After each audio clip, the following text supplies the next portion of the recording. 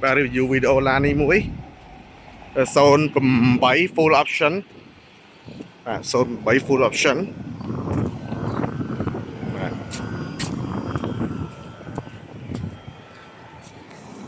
ខាងក្នុង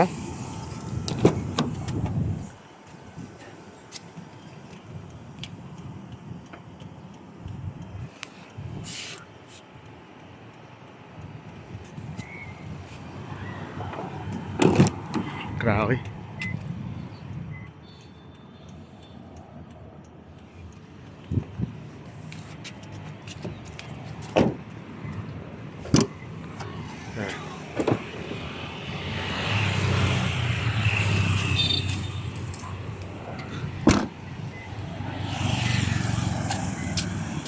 បាទឡាននេះពាក់មកចង្គៀងគុជហើយជាស្រេចអាចគុជលេខ1បាទហើយមាន sensor ជុំវិញបាទ sensor ជុំវិញ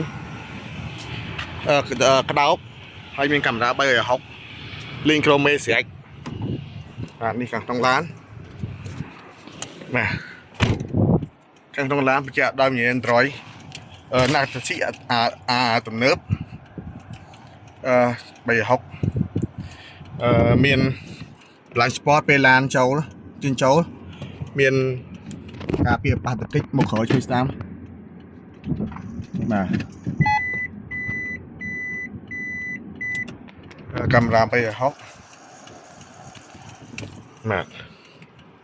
ហើយ sensor បាល់កង់បាទ sensor បាល់កង់ឲ្យស្រេចនិយាយចំទៅ full option ហ្មងនេះមិនសិនបឺតក្លិនកាមេរ៉ាមុខក្រោយ